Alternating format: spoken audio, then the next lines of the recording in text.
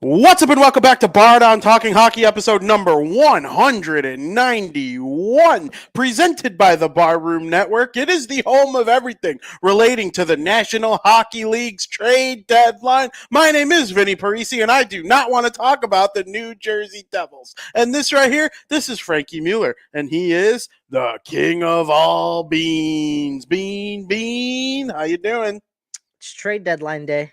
It's trade deadline And, day. and what makes this show so special is you never know what's going to happen. You could prepare, but you might not be ready for what's going to happen because anything could happen.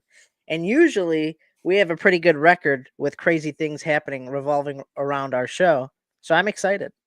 Absolutely, I am too. So for those who don't know, the trade deadline, where you can no longer make a trade, you can no longer submit a trade to the National Hockey League. If it gets in, but it's not announced till after, that is allowed. It has to be filed to the National Hockey League by 2 p.m. Central, 3 p.m. Eastern, depending on where it is you are watching us from.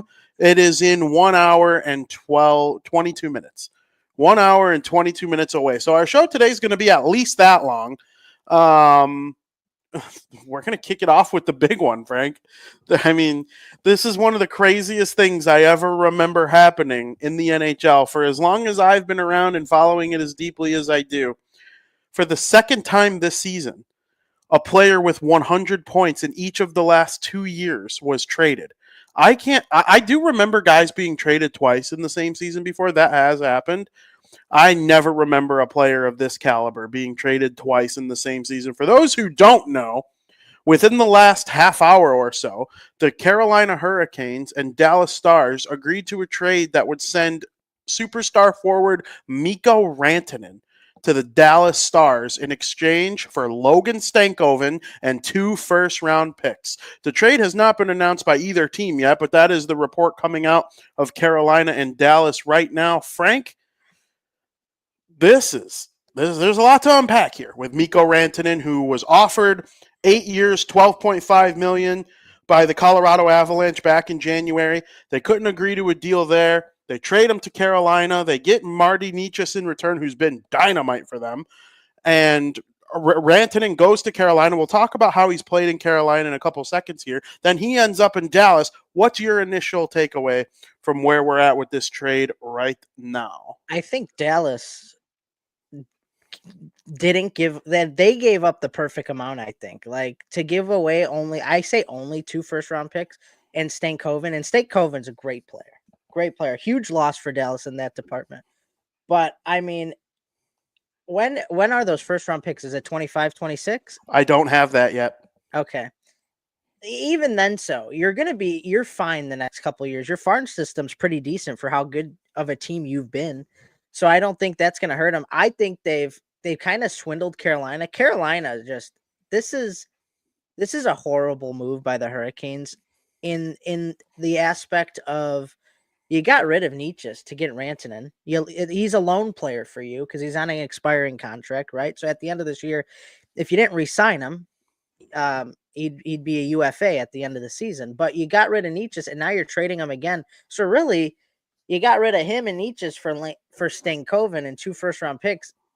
That doesn't really help their case. I don't really like that from the Carolina Hurricane side of things. Now, if you're the Dallas Stars, you were already a contender, but getting Mikko Rantanen, I mean, you're an odds-on favorite in my eyes. Like, this is huge for the Dallas Stars. This is massive. And actually, when you text us last night about Mikko Rantanen, me and G, or G, I should say. But I told G I kind of want to get a Rantanen jersey now, so long as he stays with the Stars. And I'm hearing that they want to extend him. It's done. It was a part of the trade. It is 12 years. He wouldn't go. Million. Yeah, he wouldn't go there without the deal, or Dallas wouldn't do it without the deal being done. That's even better. You got him 8 years at $12 million, which is a little bit less of what he declined in Colorado. Which is but it's more take home money because there's state income tax in Colorado and not Texas. Gotcha. So there is more take home money. That's the thing. It's hard to do. I think their NHL should come up with a rule around it. I think other teams should have flexed caps based on their state income tax so that everyone's on an equal playing field. But as it is right now, $12 million in Texas is more money than 12.5 in Colorado. So yeah. Okay, well there you go. A little bit more money on the cards for Rantanen. I mean, that's huge. Very well done by the Dallas Stars. Poor performance overall this year by the Carolina Hurricanes. I feel like they've done nothing, and they've actually taken a step back because they lost their super duper star that we say that they didn't have, like that one guy you could go to. They lost that, and they gave up Nietzsche's. They gave up too much, and I feel like they got worse. Carolina got worse. Nietzsche's fit in well there. They're not a high-flying team. Their entire offensive system, if you've ever watched the Carolina Hurricanes before, their entire offensive system is built around cycling the puck and being strong and fast and have good strength and conditioning, always moving. It didn't work for Rantanen there. He wasn't used to that. In Colorado, everything's on the rush. Everything is Cale Makar, Devin Taves, Girard pushing the puck up ice and the forwards matching the pace pushing forward. In Carolina, there's a lot of east-west, up and down, circling around. That's just not Rantanen's game. Where Rantanen succeeds is when a guy like McKinnon leads the way up front. You got Gabriel Landeskog, whoever the third guy on the line is over the years. You know, Landeskog's been hurt for a while now, but winning puck battles down low, and then Rantanen's that 3F, that F3 they call it, the third forward in, and he shoots. And he or either shoots or makes, because he's such a lethal shooter, 50 goals multiple times. People respect the shot a little too much sometimes, and he makes a brilliant pass backdoor to the Nate Dogg, who is perfectly capable of scoring as well. But being that F3 on a rush allows him to produce offensively at a higher rate than it did in Carolina, where he was playing Rod Brindamore's cycle system, which works for them. Sebastian Aho, Tara Vinen when he was there. I'm sure Brent Burns loves it as a guy from the point who could get the puck to the net with ease. Colorado's not like that. Like when you think of when I think of Brent Burns, I think of a high-end offensive defenseman who's stable to the point. He gets the puck through traffic, whatever the case may be, makes a nice pass to the flanks over there. Cale Makar's skating all over the place. So it's a lot of stuff that it's a little more hectic, and that's where Rantanen succeeds. Mm-hmm. What does Dallas run? The Dallas Stars are built on the rush. Miro Heiskanen and the boys pushing, and I know he's hurt, but he'll be back, pushing it forward, and they have so many dynamic forwards that could create on the rush. And I think he's going to be such a good fit there. He will see his production come back up to, I mean, I don't know if he'll have 50 power play points, 60 power play points a season in Dallas. That's very much, I do credit the Nate Dogg a lot for that. But could he have 40, 45? Can he be a 100-point, 50-goal guy still? Absolutely. There's no doubt in my mind. Stankoven, good player. He might be a great player. I think he will fit what Carolina does a little bit, and he'll have a lot more years to develop with it and learn it and not just being thrust into it with expectations to be a 100-point guy like Rantanen. They'll probably make the playoffs still, but I don't see them as a cup contender anymore. No, that's I really tough. don't. That's bad on the Hurricanes. They flopped. Yep. It's a bad look. It's a fumble. It's a big fumble. It's a fumble for sure. And now Rantanen, he goes to Dallas. They're one of the best teams in the National Hockey League. I mean, Sagan's going to come back. Heiskanen's going to come back. You have Robertson has been playing so well in the last little bit. Hintz is all of a sudden looking like Rupe Hintz again. You know how I feel about the way they've drafted in recent years. They really have two drafts where they hit complete home runs. And now I do believe it's nice every now and again when a team that drafts so well, multiple first, second, third round picks that hit. You have Ottinger. That was a first round pick. In a trade with the Blackhawks, that pick allowed them to get Ottinger. It's always nice every now and again when they try to, get that final piece. They did it. They went and got a final piece. Like the Hawks, they drafted so well. You bring in Taves, Kane, Keith, Crawford, Seabrook, Hjalmarsson. All of these guys are drafted. And then you make a subtle trade for Patrick Sharp, who develops with you better than he did with Philly. Okay, lots of teams pull off guys like Patrick Sharp. But when you make a trade for you sign Marian Hossa, a guy who's a consistent superstar year after year after year, and you make that signing, or in Dallas's case, a trade. That's that type of move. That final piece. Rantanen is a modern day. I don't know if he's as stout defensively as Hossa. I think the shooting is probably a little better on Rantanen, though. Comparable Hall of Fame caliber wingers, though. And Dallas is bringing them right in the middle of all this. And guess what? Jamie Benn's $9 million is going to come off the books this summer. And not that I could see them bringing him back for like $1 million, but a lot of money is coming off the books because Jamie Benn's not going to make $9 million anymore. Mm-hmm. You know, he's a good player. He was worth considering bringing back on the cheap, but you can use that money elsewhere too. It's it's good times in Dallas right now, and I'm stoked for their fans. I wouldn't be shocked one bit if the Stanley Cup returns to good old Texas. I think it's about that time, I think. Wouldn't it be cool if Dallas played Tampa in the Stanley Cup final? That would be a bubble cup rematch, but actually with fans. Because we were robbed of seeing what fans would look like in a Dallas Tampa Bay Stanley Cup final. That would be interesting. I see it. Yeah, that would be interesting. I'm like, now if I got a Dallas jersey, I'd be on the fence. Do I get a Rantanen or an Ottinger? Because I really like Ottinger, but now you got Rantanen locked up. So you know he's not going anywhere. It's safe. It is safe. And Rantanen, I think he'll wear 96. I can't confirm that. There's just something about those like odd numbers. Like, what is Ottinger? Is Ottinger 1? No. 31? He's double digits. I know that. But like something about like a 96 jersey is just nice.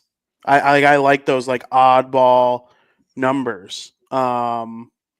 He's 29. 29. Like that's a cool number on a jersey, but like 96, that just stands out. Like I like Jack Hughes is 86, Connor Bedard is 98. Like those like high numbers that are like hockey numbers. There's something about them. I love it. Tom says once again he's denied the opportunity to see Cousins in the black and red. Well, technically he is going to a black and red. He is going to black and red. Okay, so we can move into that. What a crazy in the black and red, but yes, not the Bucks. Different black and red. But yeah.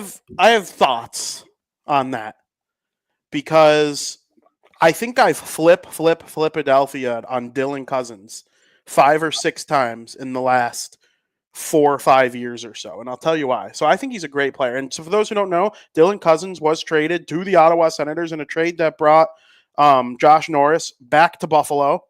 God, I feel bad for Josh Norris, dude. My God. That's you go from in a playoff race, may not make it, but firmly in a playoff race, to Buffalo, who is consistently one of the worst teams in the league. It's a good trade for Buffalo, in my opinion, because Norris, he scored a goal when I was there on Wednesday. When I saw that he was traded, I'm like, Norris, why would they move him? Like that one-timer shot he took against the Hawks at the United Center a couple nights ago, that was like, not many guys can do that. And Cousins, in the last 2 years, hasn't been the Cousins that broke out 3 seasons ago. Mm-hmm. I'm just wondering, what is Ottawa doing? I don't know if you would disagree with me. I know Cousins is a center, but I think he might be suited better as a wing long term. We'll see what Ottawa tries there, especially since he is going in for Norris. I don't know. I don't know how to feel about this trade because I could see Cousins, first round pick, high end talent. I could see him getting back to what made him like a high end scorer a couple years ago. But why has he struggled so much the last 2 years? Is it because the Sabres suck and the vibes are low? It very well could be the case. I'm not an anti-believer of that. I think it's because he was on the Sabres, which is, it's a shame. We want to see the Sabres do better, but I mean, that's just the way it is. And I think he's going to fit in better here. On the Senators, he'll be your top 6. He's going to be a guy that, can he get back to 30 goals? I don't know if he can, to be honest with you, but he could definitely get mid-20s. He could get right under the 30-goal mark. And you look at Ottawa and where they are in the standings. I have it up right here. I believe they're on the bubble. Yeah, they're tied with the Rangers for that final spot in the East. And then you got the Red Wings right behind you, and even the Canadians and the Bruins, they're right on your tail. So I think the Ottawa Senators needed to make a move, and maybe what I think they saw in Dylan Cousins is the potential that's there, and that maybe his style of game fit in with the Senators have to offer. Because, I mean, he's not having a terrible season. He's not having a top 6 forward-like season. No, with 11 goals. He's only got 31 points. He's like half a point per game. So, I mean, he's not having that great of a year, but I don't necessarily hate the trade for the Ottawa Senators because I do think he's still young and I do think he could get back to a potential with the right team around him, high 20s, low 30 goal scorer. So I don't hate the trade. You're on the bubble. You want to make a move. Maybe this helps him out a little bit. And if you're Buffalo, you're doing anything to shake things up. Oh, yeah. You're not worried about if the player you're losing is good. You just want something different because you have like a good group of talented players there, and it's just not shaking out. Okay, so let's get through a couple of the other big ones first before we start really focusing on things that are coming in breaking because we're going to reach the hour to go mark in 7 minutes. Frank, another like really big one in my opinion was one that went down last night when the New York Islanders received Callum Ritchie, a 2026 or 2027 first round conditional or a 2028 conditional third round pick and Oliver Killington from the Colorado Avalanche in exchange for Brock Nelson and William Defer. Brock Nelson traded, not to a team that I really heard too much about on the Brock Nelson sweepstakes either. He goes to the Avalanche where they could desperately use a second line center. That's basically the whole point of the trade is they needed to fill that gap. And Brock Nelson, I don't know. When I think of Brock Nelson, I don't see him in an Avalanche uniform. However, this is a guy who's having a pretty good year. Can his production go up even more on a team like the Colorado Avalanche? Maybe because he's going in to fill that void and kind of being the glue on the second line a little bit. 20 goal scorer, multiple 30 goal scorer in his career. Like he's the past few years with the Islanders, 34 goals, 36 goals, 37 goals. I mean, this is a guy who was a difference maker for the Islanders. Unfortunately, it just didn't work out with them. The Islanders kind of fell off a cliff. Goes to Colorado. I see big things for him on this team. There's a lot of talent around him, way more talent than there was in New York. So I'm a fan of this trade. I think it was a big move by the Colorado Avalanche. Don't know necessarily if it's the move to win you the cup, but it's a big move nonetheless. And I see big things from Brock Nelson in Colorado. See, I think it is a move that can help them compete for the cup. And I'll tell you why. What's the biggest thing they've missed since winning the cup a couple years ago? Yeah. Nazem Kadri. He leaves, and they're just not the same down the middle. That's a lot of heavy lifting by the Nate Dogg in every situation. And if you got Brock Nelson in there and now you push Casey Middlestat, and assuming he's not traded within the next hour and 5 minutes, which is possible, because I think there is one more need that I'm going to touch on in just a second. You slide him down to 3C. All of a sudden, McKinnon, Nelson, Middlestat's not the worst big three center group. And you have good wingers. Nichushkin changes everything when it comes to their dynamic of their forward group. Big, heavy forward, hard to move.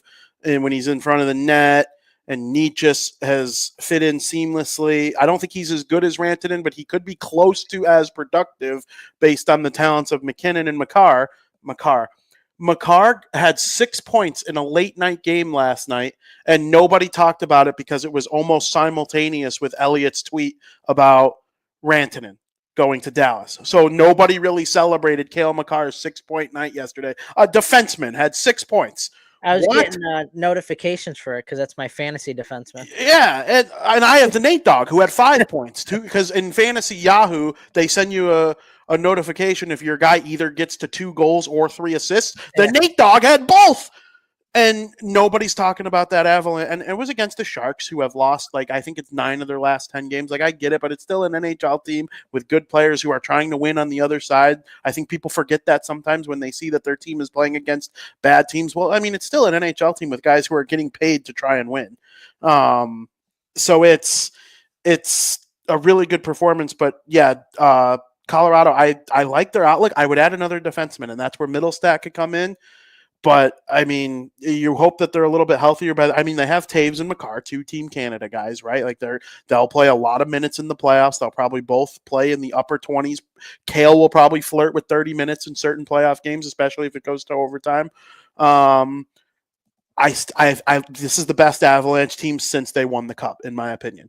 And I think they are in prime position to make a run at it. I'm not saying I think they can win it, They have to be fuming in their front office, though. And we talked about state income tax and whatever, but at the end of the day, they still offered Mikko Rantanen a comparable amount of money to what he got in Dallas. And now they traded him. He's going to play for Dallas for $2 million this season. Now that goes way up with his contract extension, but because the Hawks are paying for half of his contract, he's going to Dallas. All of a sudden, you might have to play him in the first round. And I'm looking at the standings. Winnipeg has a 6-point lead on the Central Division.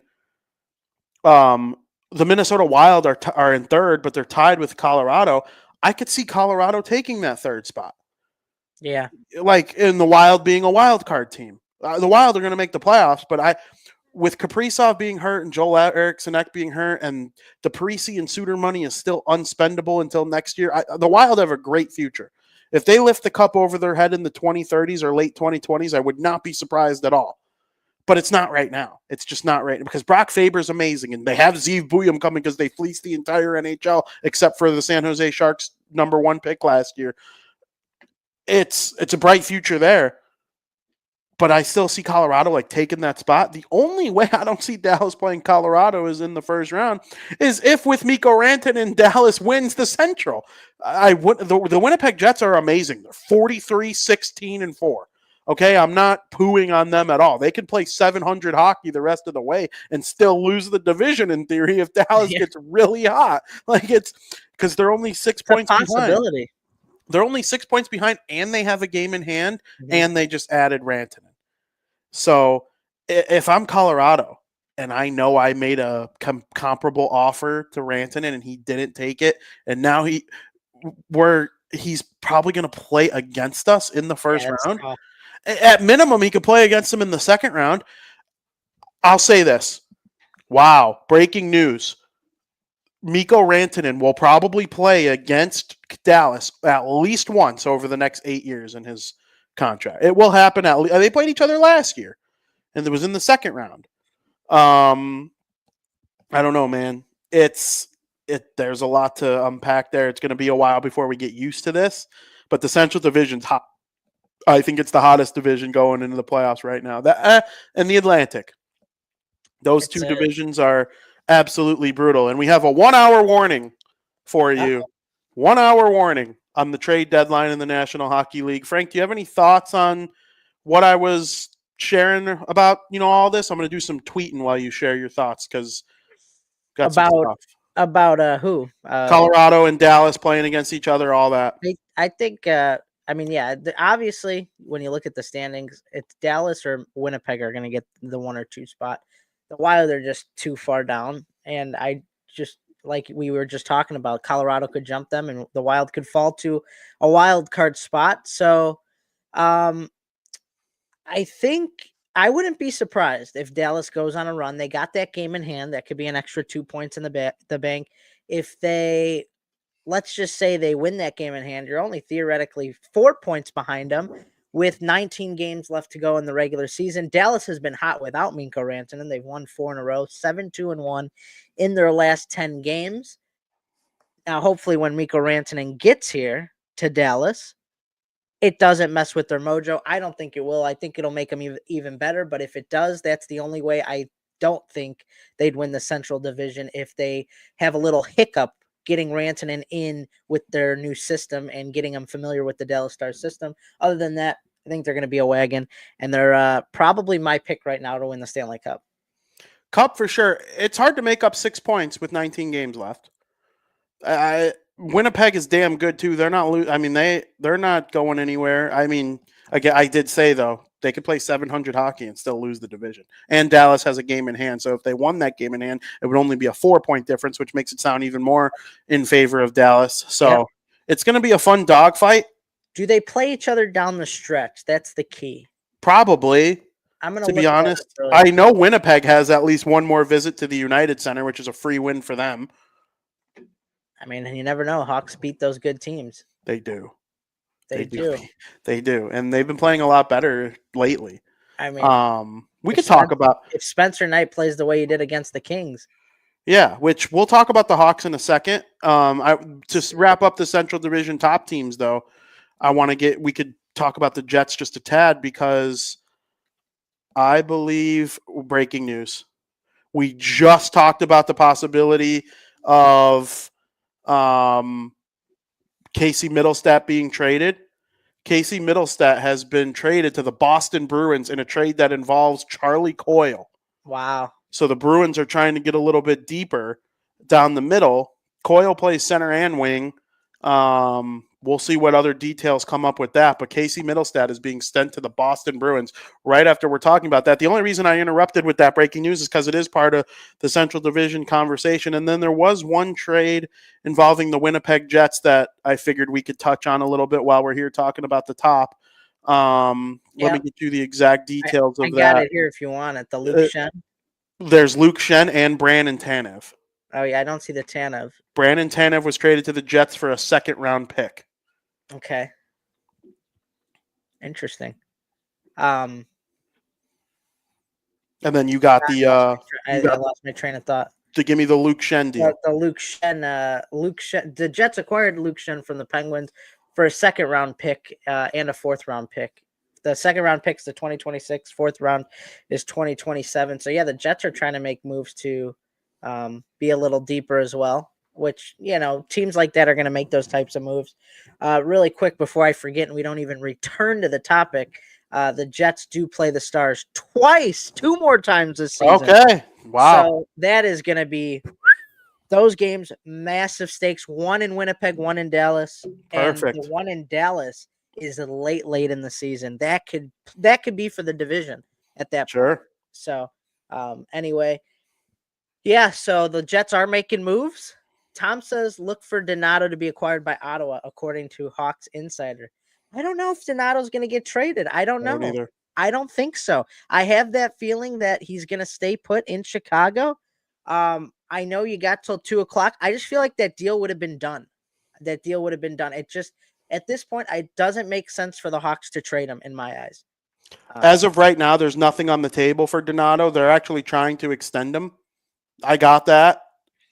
I don't know for sure that within the next hour something won't come through that blows Kyle out of the water, because that does happen within the last hour of a trade deadline. Desperate teams who didn't get their number one target, maybe someone who wanted Middlestat, but he's now going to Boston, so they circle back on Donato and offer Kyle more than what he was offered all week for him. I do think Connor Bedard's comments yesterday after practice about Ryan Donato might speak to the organization. I don't think he's a player GM or anything like that. He's 19 years old, right? He has a 19-year-old who has quite frankly struggled a little bit lately, and you're hoping that he reaches his full potential one day, but he's clearly, taking time. That's not a guy you're necessarily listening to. But if Connor Bedard really enjoys having Ryan Donato around as a mentor, you might weigh that a little bit when you're making your decisions. Now, I'm not saying forwards have been traded for ridiculous prices.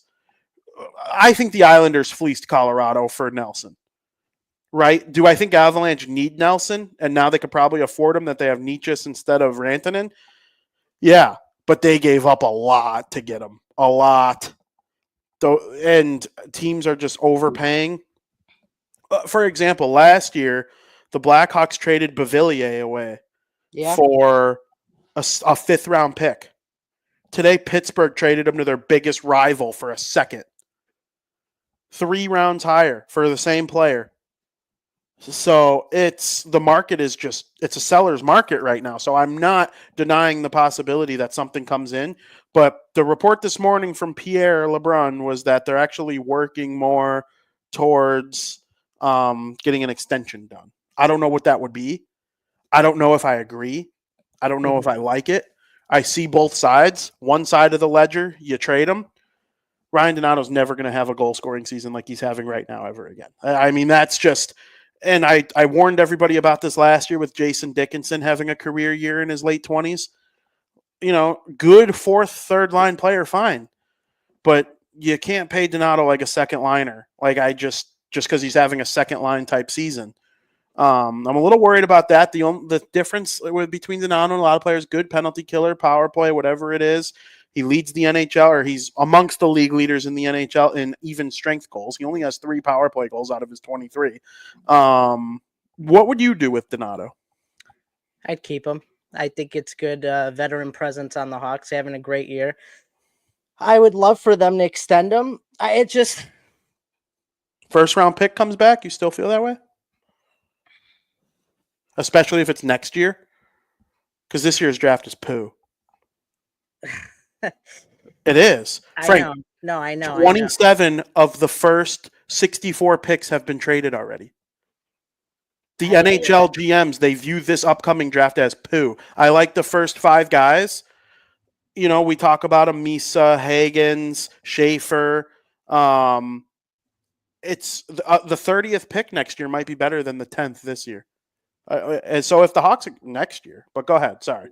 No, I mean, there's really not much else to say. I think, I don't know. That's a tough question. First would be nice. But then again, I bring up to some of the stuff we've talked about on our previous shows where we really just can't keep affording to trade away for these picks and not keeping anybody. It's not good for the growth of Bedard. We got to get him going. I'm not worried about Bedard. There's still some people out there who are worried about his production. I'm not that worried. But we just can't keep getting rid of players around him. So I think keeping Donato and trying to extend him, I think that'd be a good move by the Hawks, in my opinion. I think it would be a good move to keep him around as well, unless, like I said, blown away by a trade. I think it'd be bad asset management to not take a first. You need at least if you get a first, I'd feel a little bit better. If it's anything less than a first, no. Then I'd be pissed. Here's the thing, though. 2 weeks ago, I would have said a second. That's the thing. Would they get a first? I don't know. 2 weeks ago, I would have agreed a second was worth it for Donato, too. But 2 weeks ago, I didn't hear Connor Bedard talk about how much he loves him. And I didn't hear 5 other teams trading forwards that are arguably about the same caliber as Donato, fetching first-round picks. So, your thoughts change over 2 weeks. It's going to be interesting. He'd fit in anywhere. Show me a team in the league that doesn't need a middle 6 forward. Even Dallas, who just got Rantanen. If you threw Donato in there, it's not going to happen. But, every team could use Ryan Donato. Penalty killing, good middle 6, even strength forward. The goal-scoring production will come down a little bit on a worse team where he plays less. I do believe that. And other teams know that too. But it's the other things that he helps provide. So I'm very intrigued. And then you bring up Spencer Knight, who's going to start tonight against the Utahns, as Elliot would call them. Yep. The Utah Hockey Club coming to the United Center for the first time ever. I think Spencer Knight is like a thrilling, awesome piece to have following the Seth Jones trade. I mean, what a debut, 41 saves on 42 shots. And now all of a sudden you're starting to really put together this core. They have a ton of good young defensemen, and Spencer Knight's the real deal. Outside of Vasilevsky, Frank, what other first-round pick goalies? Askarov is there too, but I will see in San Jose. Those 3 guys, first-round goalies in the last 10 years or so that I remember, becoming these crazy good players in the NHL. And Knight and Askarov still have a little more to prove. Obviously, Vasilevsky doesn't. But before that, it was Carey Price, Roberto Luongo. I don't know. It's just what I feel from Spencer Knight and the warmth he brings too. He's just a very nice person, and I think that'll go a long way on this Blackhawks team. Spencer Knight was always a guy I was really high up on when he was on the Panthers. I always wanted the Hawks to get him because there were rumors of Spencer Knight going to get traded. The Hawks going to get him. I'm like, yeah, the Hawks aren't probably not going to get him. But he's one of those prospects, those goalie prospects. You can't really even call him a prospect anymore because he's been in the league for so long. But he's one of those goalies that I really thought he'd fit in well with the Hawks. First game with the Hawks, you made the point, 41 saves, looked great. Hawks have a lot of goalies in the system now. Now you got Mrazek, Knight, Soderblom, Comesso, Adam Gahan. And Mrazek, he wants a trade now because he's taken out of the system. You're alternating now, but between Soderblom and Knight. Knight gets the nod tonight. I love the move by the Hawks, really. It's like when I saw that the Hawks got Spencer Knight, I could not be more ecstatic to have him on the team. So I'm very well looking forward to his future with the Hawks. I think it's a perfect move. You got rid of Seth Jones. Yeah, you hurt your defense a little bit, and that kind of showed in the game. I mean, he gave up. There were 42 shots total on net, and you stopped 41 of them. They were peppering them, but I think it's a good move by the Hawks. I'm very excited to have him in the organization, very much so. Absolutely. Have you done the math to figure out if he's going to be the guy in the game you're going to? No, that's if they alternate every game. They're going to alternate every game. Sorensen said it in his last press conference. Okay. So if he sticks to his word. Again, don't come at me if he doesn't. That would be Sorensen not sticking to what he said in the press conference. So Spencer Knight, Soderblom tomorrow, which would be Knight on Monday against the Avalanche. Let's see. I think you're gonna get good news here. Thursday against San Jose will be Knight. Saturday against Vancouver will be Soderblom. And then Tuesday against the Kraken will be Knight if they rotate every other game. So we shall see. Okay. That's that makes me happy. Yeah. I was the first person to tweet about rotating goalies in the world for the Blackhawks. Really? Yeah, because I was looking around the room as he said it, and like Ben Pope wasn't doing anything, and nobody else was typing anything. I was like, and I freaking knocked it out. Interesting. We have a trade to announce. Oh boy, they're coming in hot.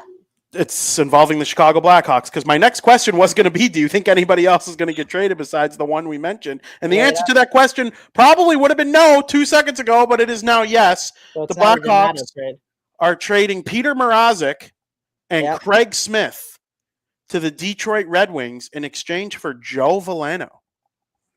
Joe Veleno is coming back to the Chicago Blackhawks, former first-round pick. Frank, if I remember correctly, is it Joe Veleno that his trainer sat next to us at the 2017 NHL draft?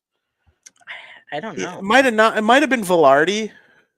I think it was Velarde. It was one of the Italians, but Veleno went in that draft, I believe. So, yeah. Yeah, I think it was Velarde. That sounds a little... That rings a bell a little bit more. But... You got Joe Veleno stats? I just was pulling him up now. I mean, he's a good depth piece. We'll see what he could do. Nothing crazy. But, I mean, for Craig Smith and Peter Mrazek, you're not going to get a ton. Not surprised by the Peter Mrazek trade. I just said, like, he was asking for a trade because they took him out of the rotation because he's not 1 or 2 anymore. So I'm not that surprised in that aspect. Joe Veleno, he's going to be hopefully we could develop him well. Could be a good depth piece. But it doesn't move the needle for me in any sort of way right now. But what do you got on him? I am extremely impressed with Peter Mrazek. His quotes from yesterday made me feel so good. Because it's nice to know that there are veterans in the NHL who are just willing to, help younger guys, even if it means diminishing their own role. And I do believe if Kyle didn't get this deal done to send him to Detroit, back to Detroit, where he originally started, you might remember, splitting the net with Jimmy Howard. It was nice to know that he wasn't a bad attitude type guy about it. So I'm happy that they were able to get that done for him. Craig Smith, middle six forward, scores more goals than people realize. He did in Boston. He has this year when he's been healthy with the Blackhawks, but now he goes to Detroit as they try to, end their long playoff streak. We'll see how that goes. Joe Veleno, like you said, a younger version of Craig Smith, maybe. He'll probably be with the team for a while. How many goals does he have? I think 5. But in how many games? 56. Okay, so he has played most of the full season. It's just one of those trades, like dump off Mrazek and Smith, get a guy back. Maybe you could develop a young guy, add to the core potentially as a depth piece. Nothing crazy here. Now with that trade, it Yeah, makes actually, Craig Smith is way better than Joe Veleno. so it's nothing like nothing that moves the needle for me at least. Yep. It makes me think that Donato is less likely to be traded now, to be honest with you. Why do you feel that way? Just once again, another veteran guy would be leaving the team. It doesn't make sense in my eyes. Well, it's another veteran to allow younger guys to play, and with Knight in net tonight, there will be 10 players on the team in the lineup that are 23 or younger. Wow. I have heard that the plan is to sign Ryan Green at the end of the season, and possibly Oliver Moore. And you need space for those guys. So obviously trading Craig Smith might do something like that. There are always injuries too. Nick Foligno's returning to the lineup tonight. He probably will skate in Craig Smith's place in terms of the number of players, not in terms of where in the lineup, but in terms of the number of players. This is an interesting one. I think Kyle did right by Mrazek. His words yesterday, I almost like teared up a little bit. How he's just so willing to be a good team player at all times. And maybe Veleno can. It's hard to say a guy with like 20 career points as his career high, or 20 points as his career high will like revive himself, but he clearly needs a new change of scenery, right? Oh yeah. So we'll see how that goes. And if the Blackhawks make any more moves. See, I don't know how I feel about what this does for Donato, though, because now I know Kyle's awake. You know what I mean? I get it. I look at it the other way. I don't know. You know, you see a younger forward come in. He'll play for them too. I don't know if it's going to be today. It probably won't be today. I just think getting rid of Mrazek's money with a year left on his deal next year, when you have two guys, and we don't know what's going to happen with Brossoit. He's not playing this year. Yeah, that's another guy I forgot to mention. I all but confirmed it a couple days ago. He's basically not coming back this year. We'll see if he's available next year. He might not come back at all for the Hawks. I wouldn't shock me if they buy him out. Right? Like that's how I see that going. Or he plays for Rockford if he's healthy. But you gotta find a way to, get rid of him because you got rid of Mrazek. I take it back. This is a great trade because it doesn't matter about Veleno. He could come in and be a depth guy, fourth line guy, whatever. It's about you got rid of Mrazek's money for the rest of this year, which doesn't matter for the rest of this year, but all of next year. That's more money to be able to play with next year. And that's probably the premise of the trade and the reason why the trade was. Without question. Without question. Shane wants to know if the Jets are going to do something. Frank, please enlighten Shane on what the Jets have already done. I mean, the Jets have made quite a few moves already. They got Luke Shen, and what was the other one? I don't have the other one you said. They got Brandon Tanev for a second-round pick. Yeah, and Luke Shen for a second and fourth-round pick. That's not nothing. No, that's not nothing. For a team that's loaded, best in the NHL, you really only make small little moves. That's what I mean. A team like the Jets, you're not going to make those big fancy dancy moves. I know what they picked up. Yeah. I mean, they're that type of team I think they're good moves. I don't know. You really can't expect them to make many more moves. They're not going to go out and get a guy like Rantanen or something like that. So yeah, I think the Jets, what they've done is great. They're adding depth. They're trying to strengthen their core a little bit, and they did just that, and they didn't have to give up a ton either. So, yeah. Another medium trade of a guy who was drafted in the first round of the draft we were at, the 2017 NHL draft, Frank, Cody Glass. Mm-hmm. He was originally drafted by the Vegas Golden Knights, and he was eventually with Nashville for a couple years, and this season he's played 51 games with the Pittsburgh Penguins. Cody Glass has been traded to the New Jersey Devils. Wow. Really? Fourth line center. Are you surprised? Yeah, A little I am bit? surprised. Yeah, I Really? did not see that coming. Yeah. I have no connections to the Devils internally. Okay. Like outside of like a couple friends, Chico, if I reach out to Sam Wu and he has people, but like feeding me information with nothing or just for no reason without me seeking it out, yeah, I'm a Devils fan. Blackhawks is a different story. I'm in that building 3 times a week. Hmm. Um, but yeah, a lot of the stuff that happens with the Devils is more like me being a fan. Like I kind of hear about it, unless I go seeking for it. Like I remember, I went out of my way to find out Taylor Hall information all those years ago, and like I found it, but it was by being a conniving little snake. I don't really do that anymore. I'll just wait for Elliot to tweet it, and I waited for Elliot to tweet it. Cody Glass, New Jersey Devils. Do you Interesting. do you think they needed to make this type of move? Well, I understand both sides of the argument. When Jack Hughes' season-ending injury was first announced, I was like, sell, Hmm. right? Like trade Kovacevic, trade Jake Allen. Hmm. Um, I don't know. I thought there was really like I just don't see them winning the cup without Jack Hughes.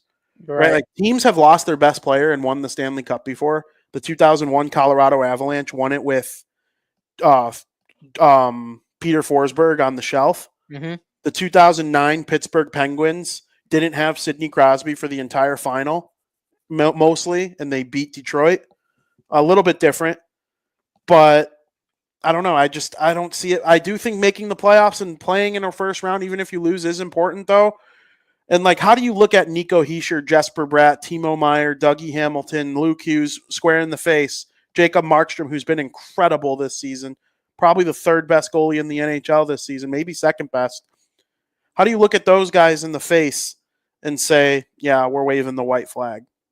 It's tough, you know. It's so hard. So Losing huge, that was tough. yeah, of course, That was he's one of the 10 best centers in the NHL, right? that, Like, and they just haven't been the same since, really.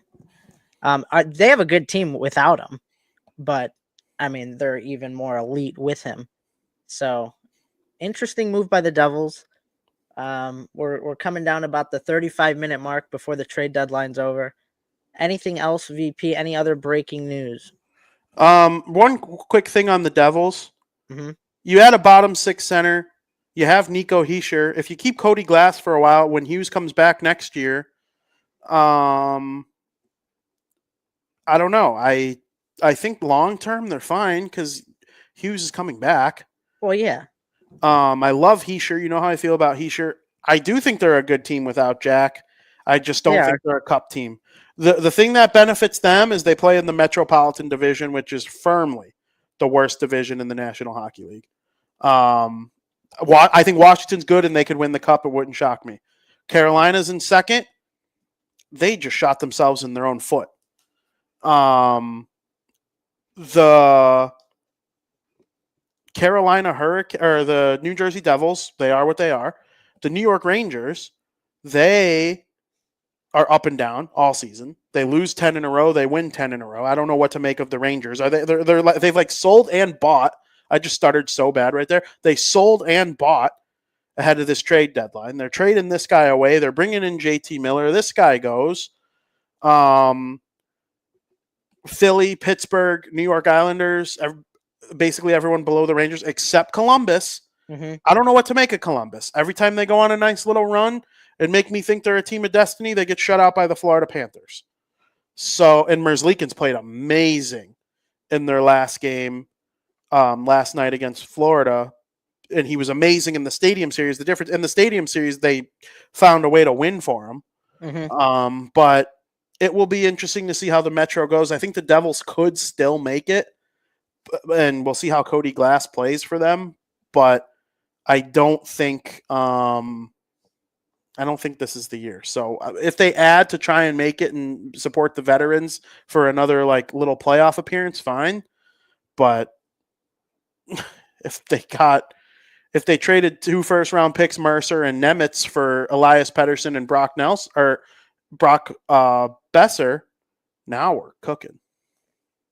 Then I think we could be cooking. I just don't see a blockbuster deal happening like that. Do you think there's any other blockbuster deals that'll happen this trade deadline? So last year, Hurdle came in late. I don't think the Leafs are going to trade Marner. I really don't. Leave in the offseason, though. But like, okay, so teams trade for rentals that are going to leave for them, that are going to leave all the time. Mm-hmm. Why not just keep a guy you already have? You know, like it's the same. If they traded for Marner, nobody would care. If they keep Marner, who they already have and don't have to give up anything for, you can just use him as your own rental. Mm-hmm. I would do that if I were Toronto. You'd keep him. I would keep him, yes. And I would try to re-sign him in the offseason, but not for too much. That's fair. I don't think Elias Pettersson is going to be traded, even though I think if there were one more super duper star trade, which he's not really a super duper star performer so far this year, I think that's one that like could happen. Mm-hmm. I do think Besser goes. I think Besser goes in the next half hour. You think so? Yeah. Oh, see, I don't think so. They've been trying to move him all day. I don't think. I think the Canucks are going to stick with them. I do. They're right on the bubble. Why get rid? What do we? I mean, they're right on the bubble, but like theoretically, could they get that last spot? Yeah, I really think they could. That's why you get rid of Besser. You're kind of like giving up on the season. And there's so much hockey to be played left. They could, but we've seen the moves that Dallas and Colorado and Vegas and Edmonton has McDavid and Draisaitl. I think if you make the playoffs, you're just going to get destroyed by one of them in the first round. And it's hard if a good thing is offered to you for a player you're not going to keep long term. I think it's possible. There's only a half hour left. It's possible. If I had to choose, I'm leaning more towards no now because we're a half hour left. Totally. How about Beauvillier going to the Capitals? Hate it. Really? Yeah. I said the Capitals might make a couple moves here and there, even if they're not big. Yeah. And I told you there was one team I think should stand pat. That's elite. Yeah. And that was the Capitals. I don't think it's a bad thing. Maybe it's not. Maybe I'm overthinking it. But I think, you know what always sticks out in my head, Frank?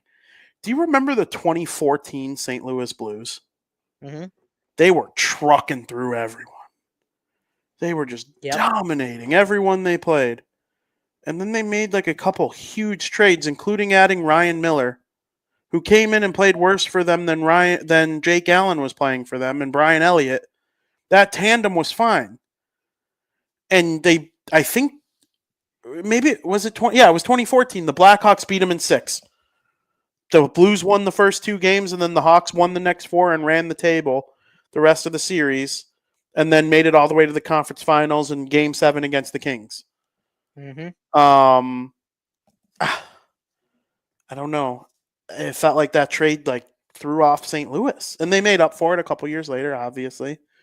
It just seems like sometimes those types of teams who are just dominating, and it feels like vibes are a big part of it because, you know, there's a certain thing going on in Washington now that has everybody feeling real good about games, and every game is like a big event now. I don't know. We'll see. It's a fourth line guy, right? Like, whatever. It's one of those things where it's like, you don't want to mess with what's already there. Don't fix what's not broken. I get that, and that's kind of what you were saying.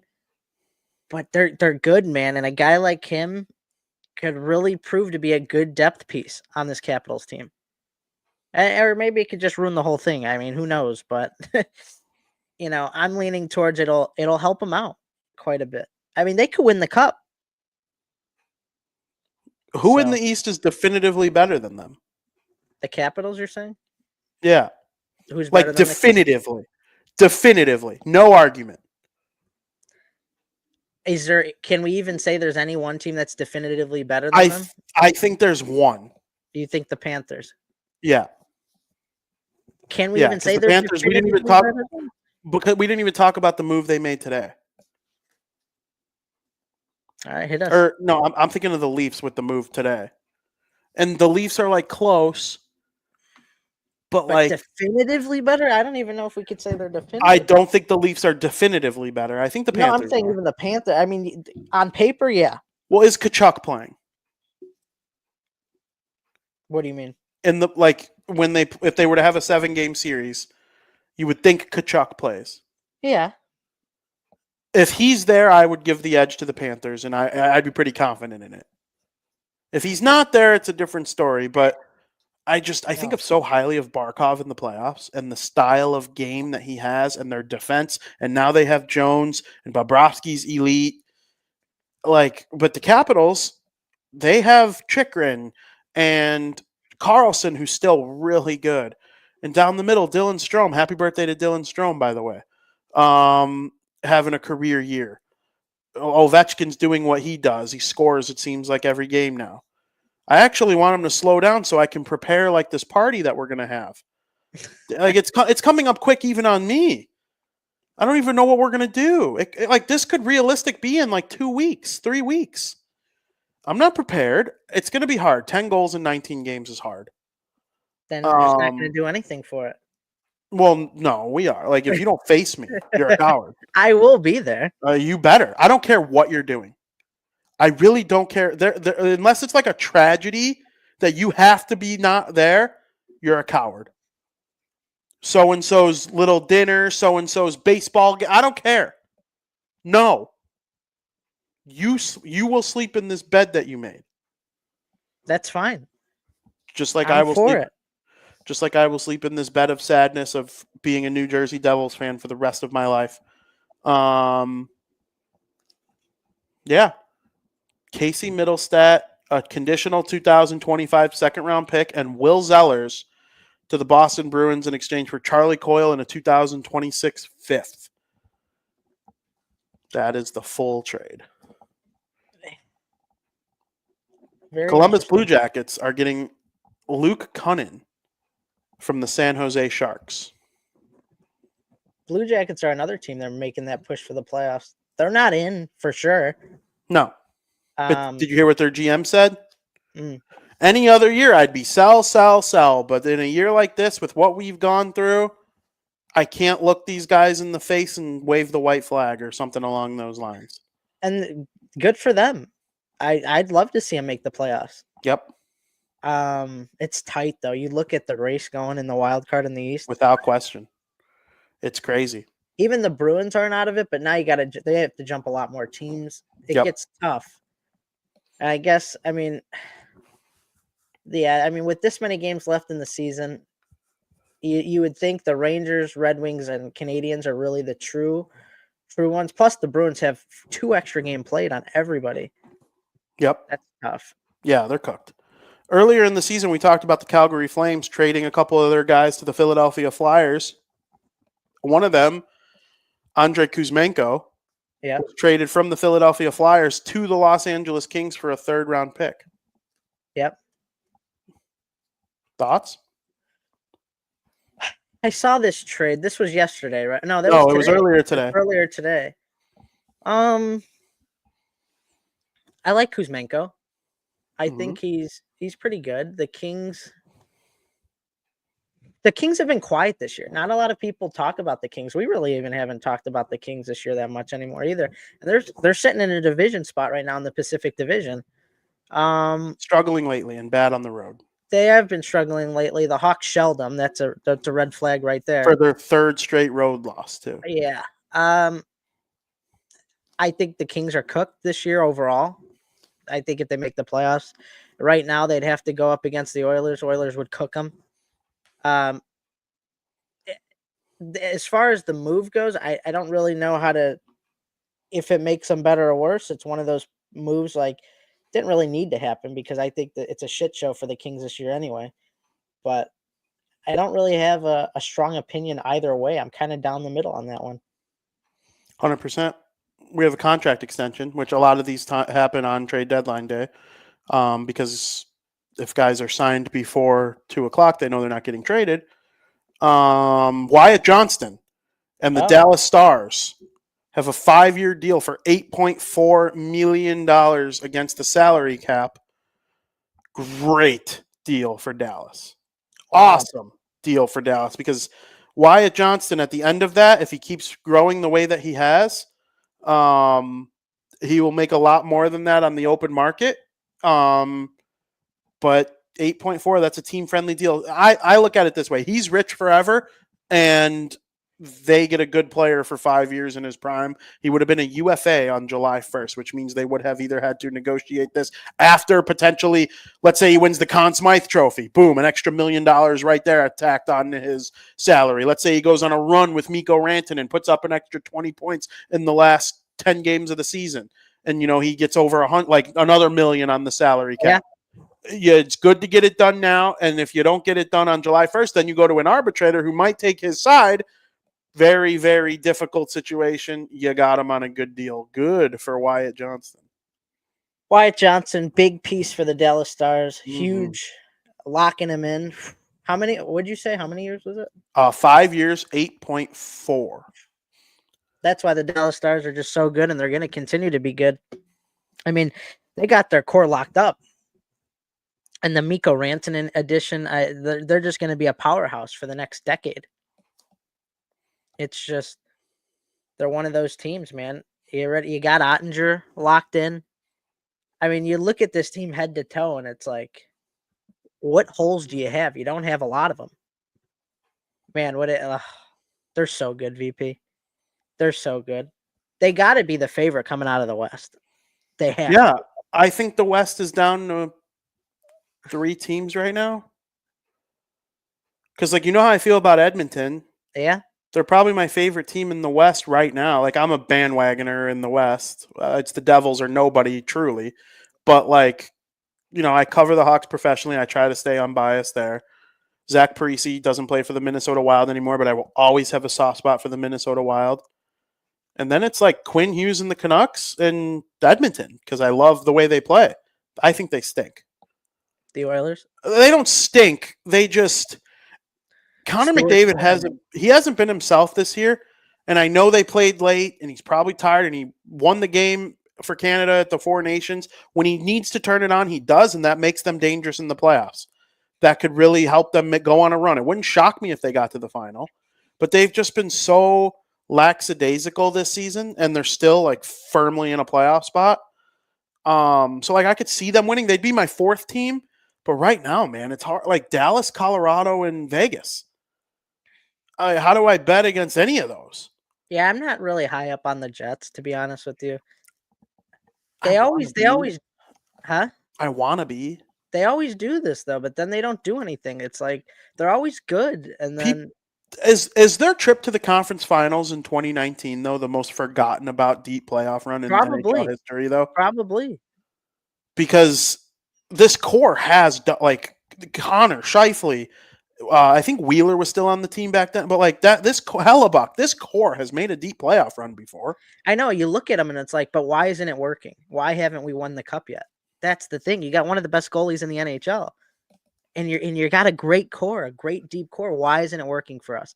And that's why I just kind of I hate to say it, Shane. I know you sound like a Jets fan, but they're kind of forgettable to me. I get it. They're kind of becoming the 2020s. What the Sharks were in the 2010s. Yeah. Always awesome. Always awesome. Win around most years. Choke in the first round some years. One deep run that doesn't result in a cup. And then you blink and Joe Thornton's 40, Patrick Marleau's 39 and on the Leafs. Pavelski signs a deal with the Dallas Stars and Burns is in Carolina. That Sharks core was all time. Yeah. It's one of the greatest cores to never win this. Oh, and then they trade for Erik Karlsson. Oh my God! And they made it to the conference finals against the Blues and barely lost that series. Who scored the OT winner for the Blues to send them to the Stanley Cup final over the Stars, or maybe it was to the conference finals over the Stars. No, I think maybe it was against the Sharks. I don't know. My forgetting who it was against and what round it was might throw you off on the question. I was thinking of Pat Maroon. Okay, yeah. Patrick Maroon scored a series-winning goal in overtime for the Blues that year. I can't remember now, though, if it was second round against the Blues or third round against the Sharks. I don't know. It doesn't. I don't know. Maybe the cup to get to the cup. Yeah, I don't remember, but he had one. It's not fun when you're one of those cores. I think I would like be devastated if the Devils became that team. And like it's possible. Jack Hughes, Heischer, Bratt. Hughes gets hurt this year. Something happened last year. This happens next year. Like it's a little worrisome. It could happen. Now you can be like Penguins, who lost 2 years of Sidney Crosby's prime for a concussion, but they won back to back in 16 and 17. When it all comes together, it could all come together. So you just got to keep grinding, keep working, keep just trying to be smart. Don't ever give up. It could be the Jets. It wouldn't like stun me, but I don't know, man. We have 17 minutes left. It's hard to believe it's coming down to an end, huh? Yeah, it hasn't been as strong as previous years. Yeah. It's very interesting, to be honest with you, VP. 100%. Frankie disappeared. I'm sitting here looking for trades. We're running out of time. 17 minutes left. Sorry about that, VP. Oh, you're good. Urho Vakanainen, 2-year contract extension with the New York Rangers. Famously came over in the Jacob Trouba trade a couple months ago. Yeah, it's hard to believe it's already March and we're getting ready for the postseason, and that we're at the trade deadline day. It's truly fascinating, to be honest with you. And you know what's going to happen after the show ends? They'll announce something that happened during the deadline or something crazy. We'll go to like 215, 220 if we can, to possibly see if we can avoid that from happening. You want to hear Dallas's projected forward group for the postseason? Mm-hmm. This makes me want to throw up. First line, Robertson, Hintz, Rantanen. Second line, Marchment, Duchesne, Granlund, because everybody forgot they traded for Mikhail Granlund, who's having a wonderful year. Mm-hmm. Ben, Johnston, Sagan. Well, let's just throw a little old Wyatt Johnston in between Tyler Sagan and Jamie Benn. 2 guys who might have their numbers retired by Dallas. Wow. Steele, Bork, Dadonov as the fourth line. I feel like Dadonov scores every time I watch the Stars, too, and he's on the fourth line. As at Big Head Hockey put on Twitter, that's a preposterous group. That's a Stanley Cup winning group right there. That is unbelievable. That's what I'm saying. They got to be the clear favorite to come out of the West. They have to be. I think they are. Jake says new Coyle trade. Coyle was traded to the Colorado Avalanche in exchange for Casey Middlestat. There are picks with conditions going back and forth. Yep. Yeah, if anybody else has anything to touch on in the chat, feel free to send it through. Getting down to the final moments of trade deadline day. It's been fun. It's been a fun trade deadline. Not the most exciting in NHL history, but it's been fun nonetheless. Thoughts on the Coyle trade? Coyle to Colorado, right, VP? Yep. I mean, Colorado, they got Brock Nelson. They got Charlie Coyle. They're clearly trying to make a run for it. They're dangerous. The Colorado Avalanche are dangerous. They're one of those teams that you look at them, they're always dangerous. And now they're bunkering down a little bit. Jake says, I know Coyle is pretty old. We need a young player thrown in there. Yes and no.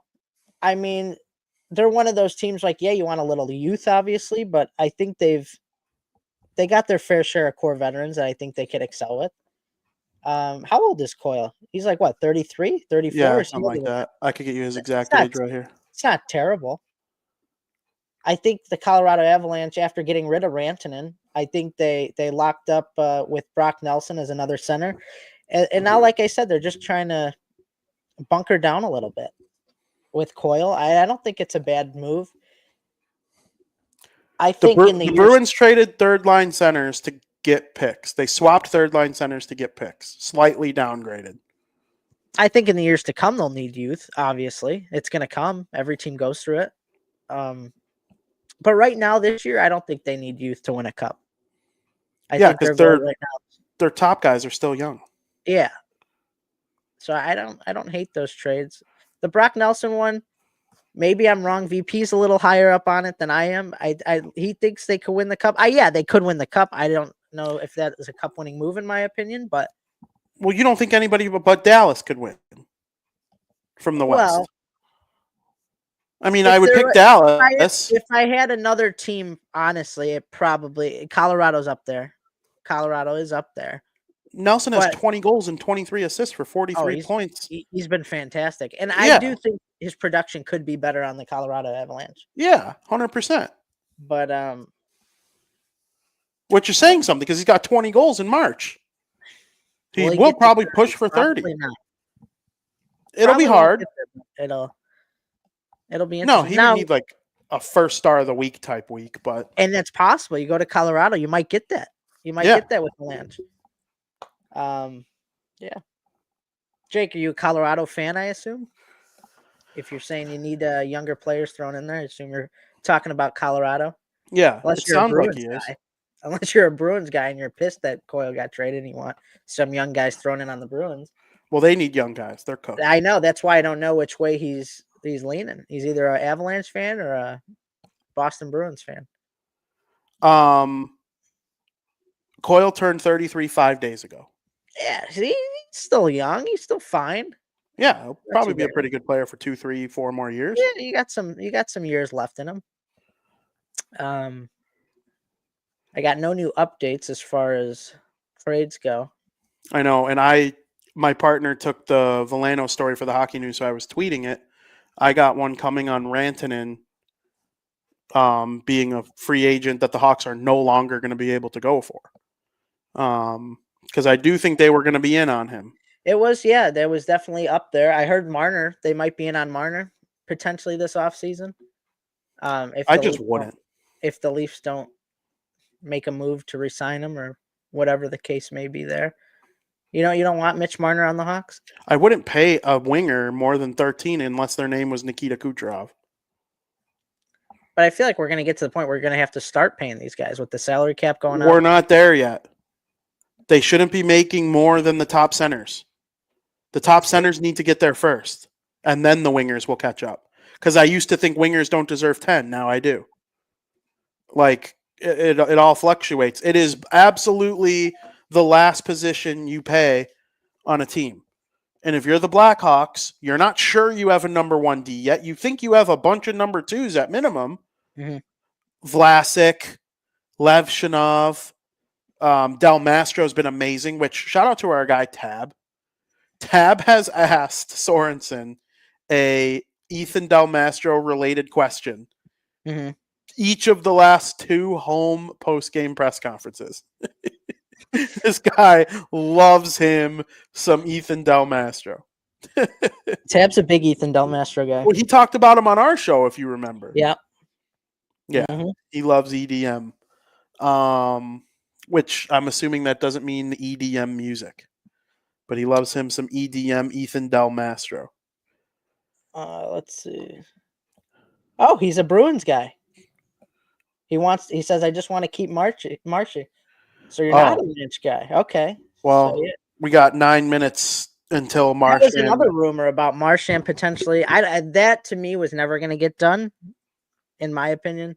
I didn't see Marchand leaving the team. Mm-hmm. And that was like a rumor that's out there. Of course, you got to put that rumor out there. But shoot, where is it? Yeah, I would just, the Bruins. What? Vegas just tweeted hi. They did this last year. See, the thing with the Bruins is they need assets and young guys, and Marchand would be the guy to get rid of if you want assets and picks and all that. But I just didn't think it would ever go through. Yeah. We're to the point of the show where I'm like just looking at my phone, and I knew this would happen.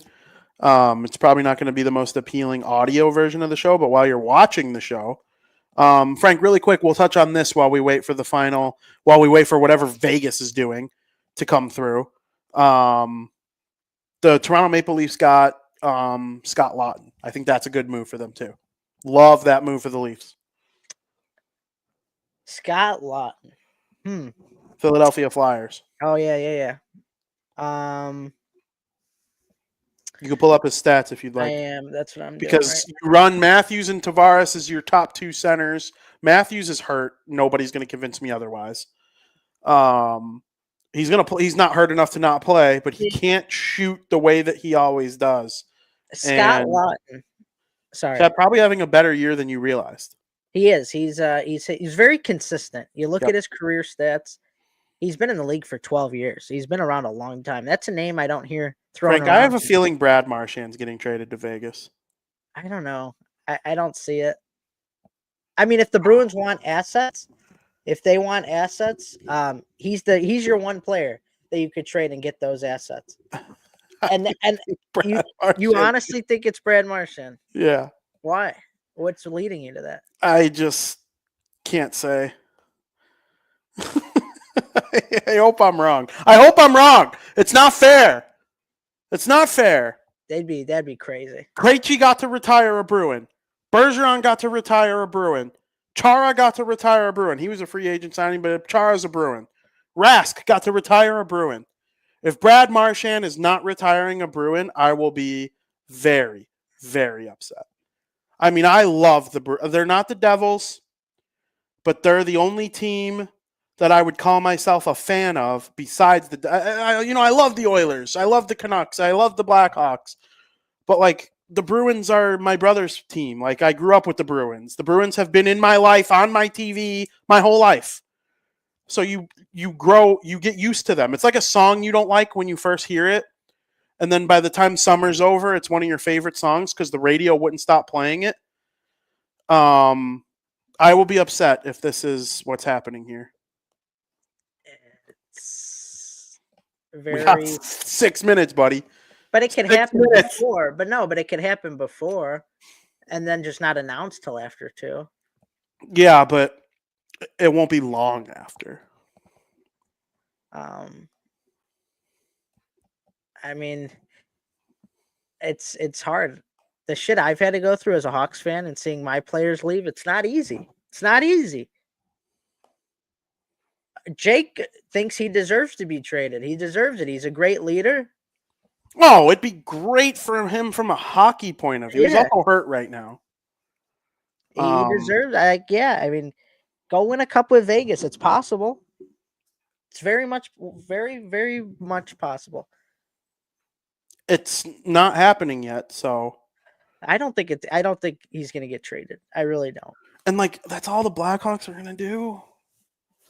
He said no. I don't know. I am getting a weird feeling. He deserves to stay.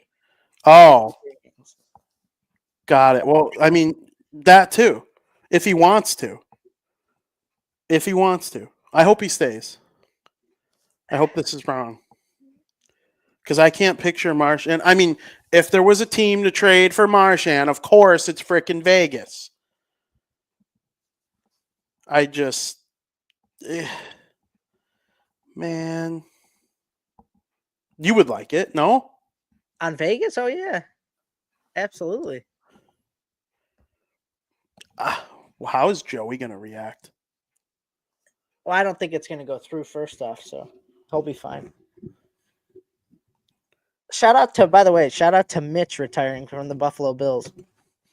Are you going to start listening to me if it does go through?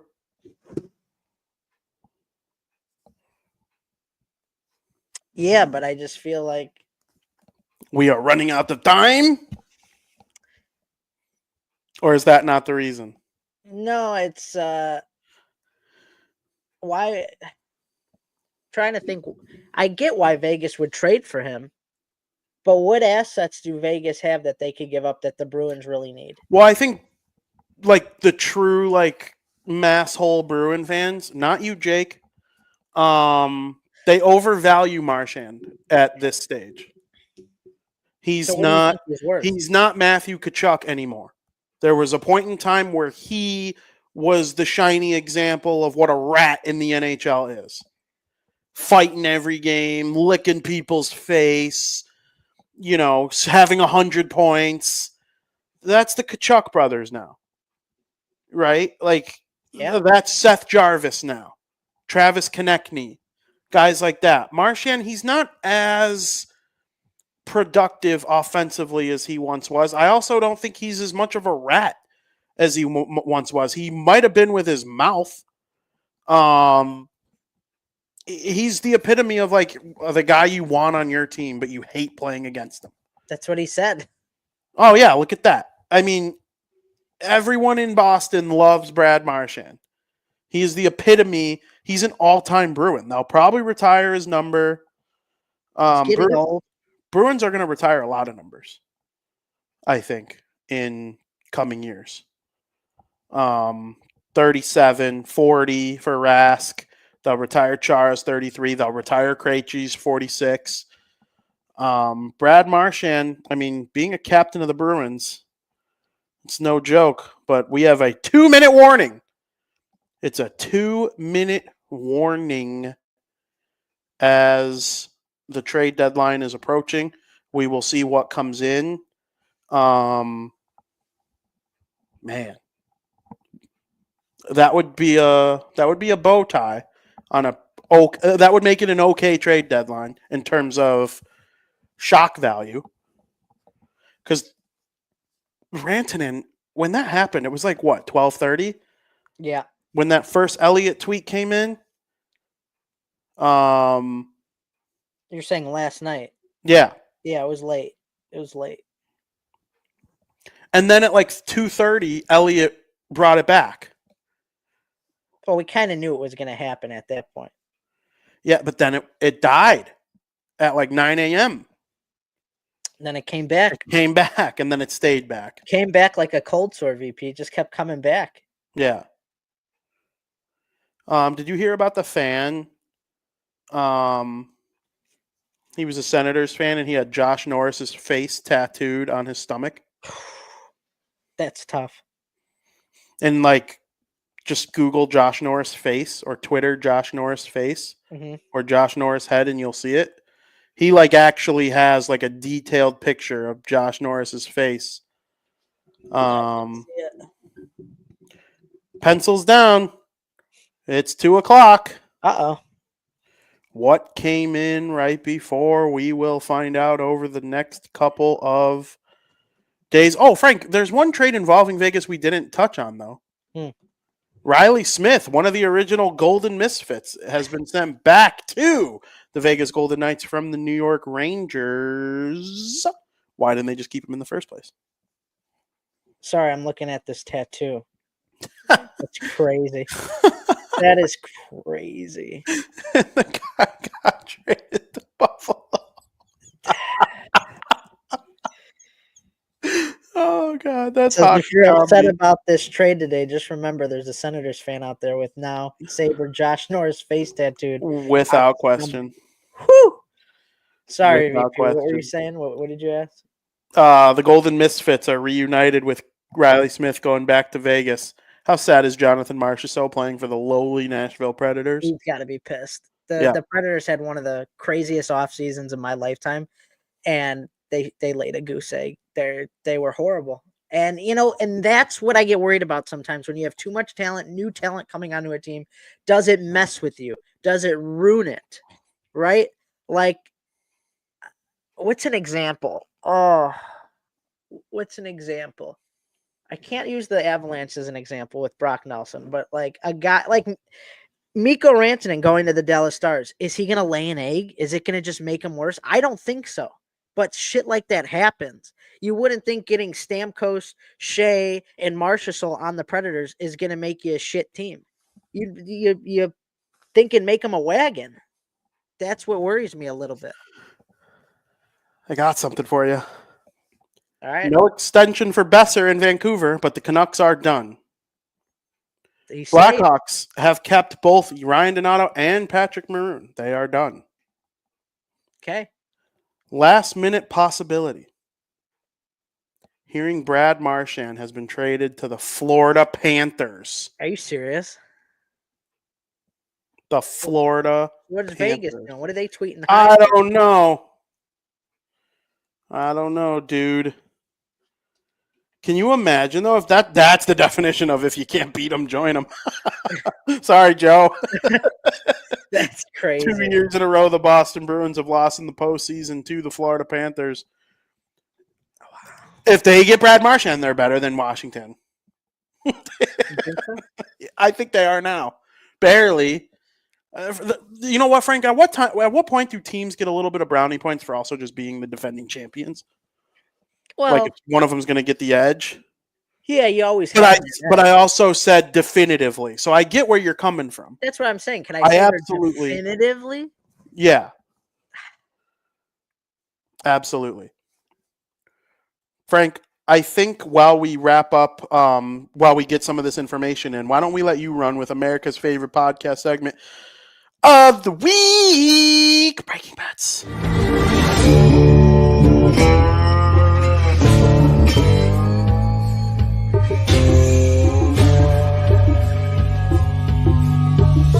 Where's my money, bitch?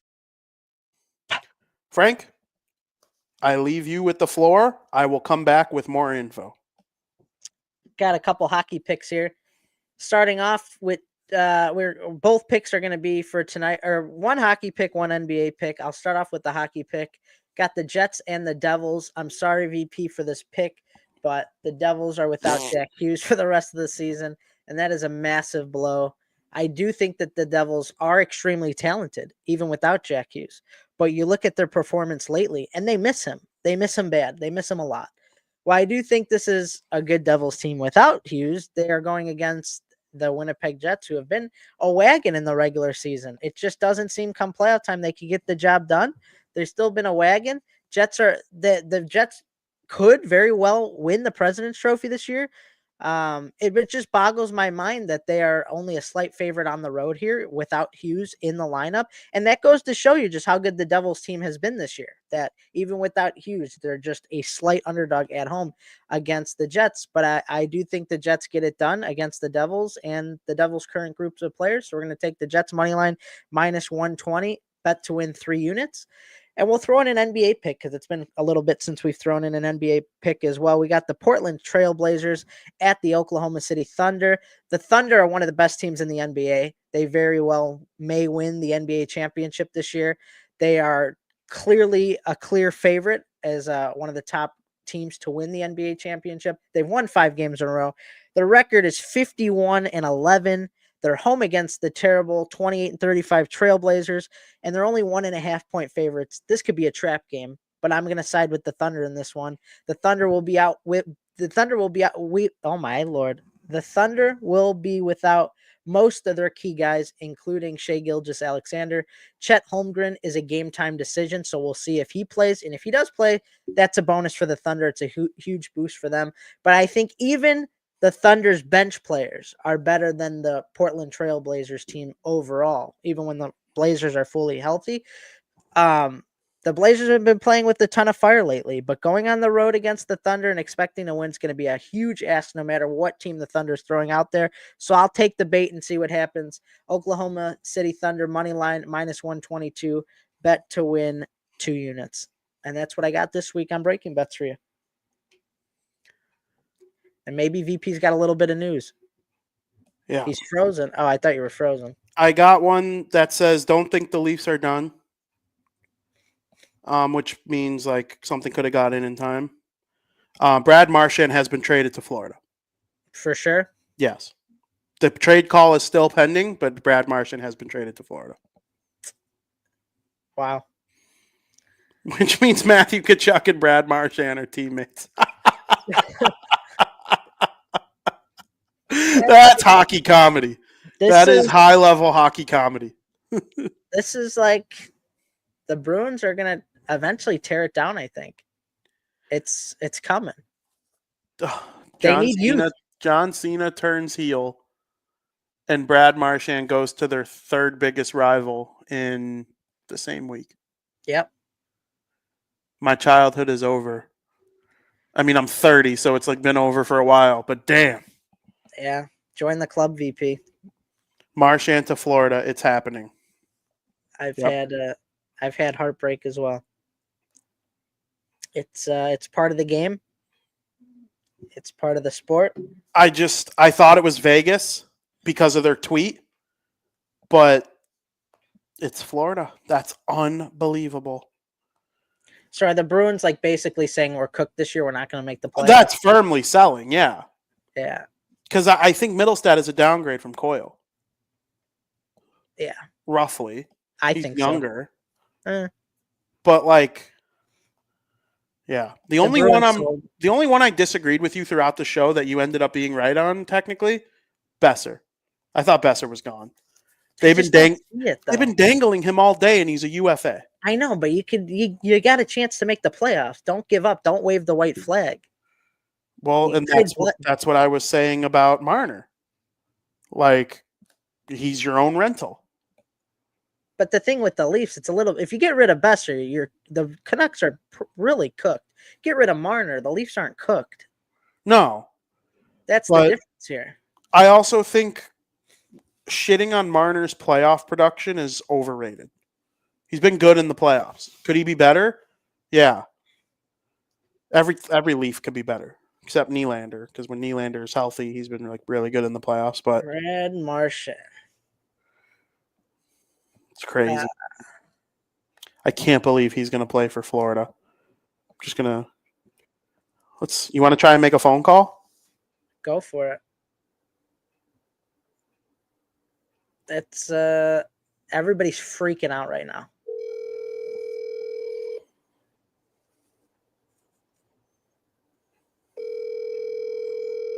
I say no shot he answers. No. If he's like... not hiding in a cave. Hey, this is Joey. Said I can't get my phone right now. Just leave me a message now. Yep. No JP. It's tough. Wow. That's one of the most surprised I've been at a trade in all my times watching hockey. Florida basically said, listen, we're the defending champs. We're still here. We're going to make some noise. And that's what they did. Just doesn't look right. That's just, I'm sorry, excuse my language. We're allowed to swear on this show, but I don't do it often. But that's fucked up. That's fucked up. Can't beat them, join them, right? Like you said. I just can't believe, and I warned you about this like 3 years ago, what Florida has become. Yeah.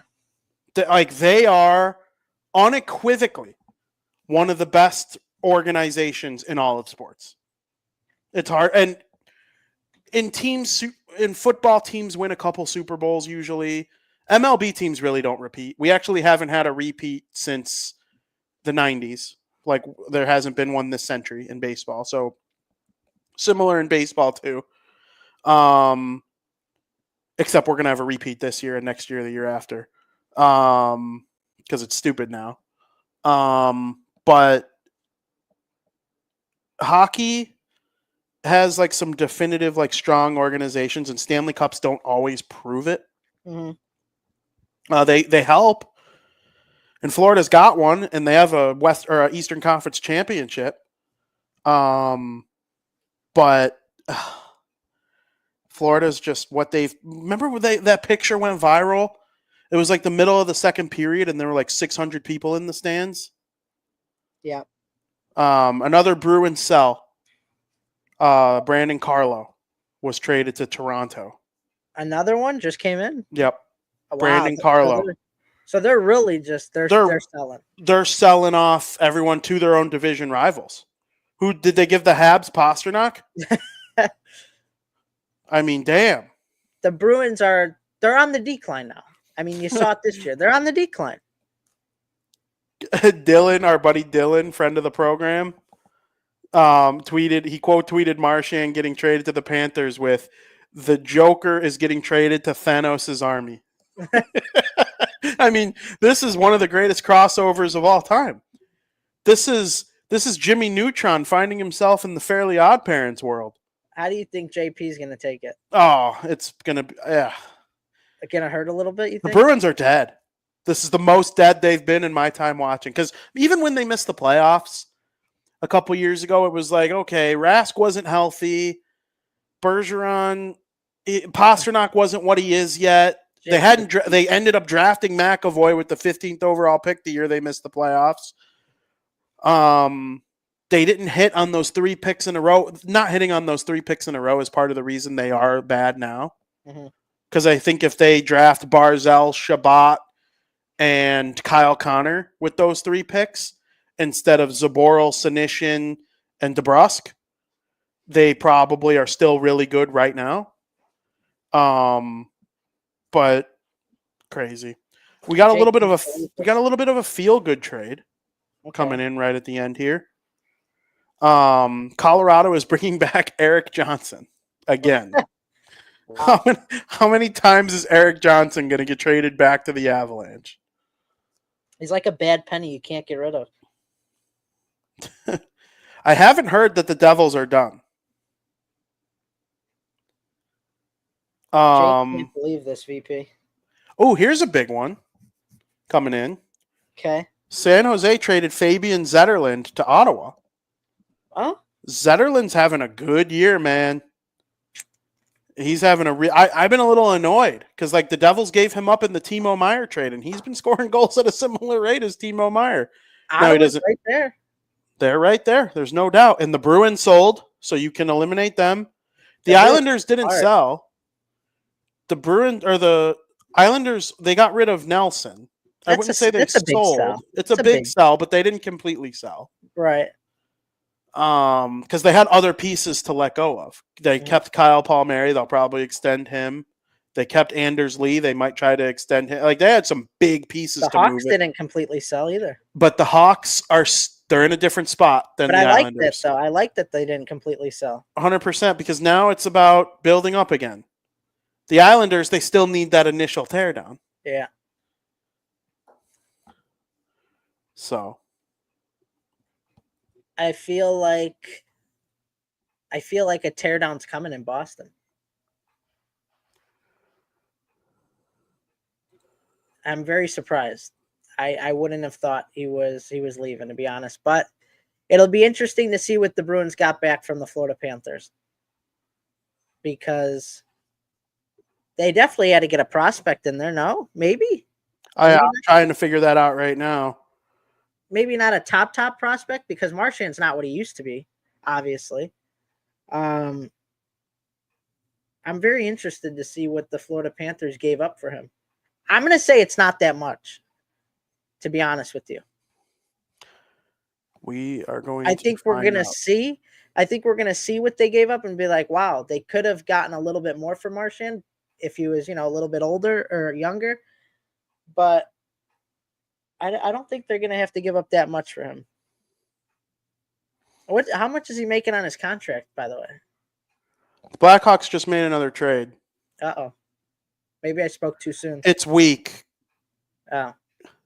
It's just to get to the salary cap floor. You're going to find this crazy. They are getting Victor Soderstrom and Aku Ratti and Shea Weber's cap hit from the Utah Hockey Club for a 6th round pick. Yeah, that is crazy. Shea Weber plays for the Blackhawks. I guess. He's retired. Yeah. And he's in the Hall of Fame already, right? Did he get into the Hall yet? No, I don't think so. I thought Weber got into the Hall. Did he? He's been retired that long? Shea Weber's in the Hall of Fame. That's what I thought. We got a Hall of Famer on our team. Blackhawks just traded for a Hall of Famer. That's absolutely hilarious. Interesting. Very interesting. Yeah, that's Shea Weber getting traded again. I wish it was Datsuk instead. Because I know he's in the Hall of Fame too, but I know he's on the Coyote or the Utah's books. So how long is this cap hit? Like how long is he still getting paid for? Let's see. I mean, he's in the Hall of Fame already. He's been retired for how It's many probably years? not long. It's probably not. The Hawks needed to reach the floor today. That's how little they've spent on their roster. Because think about it, Mrazek's money's off the books, but Yeah. you get rid of Mrazek because he's on there next year. So that makes me think Weber's done after this year, actually.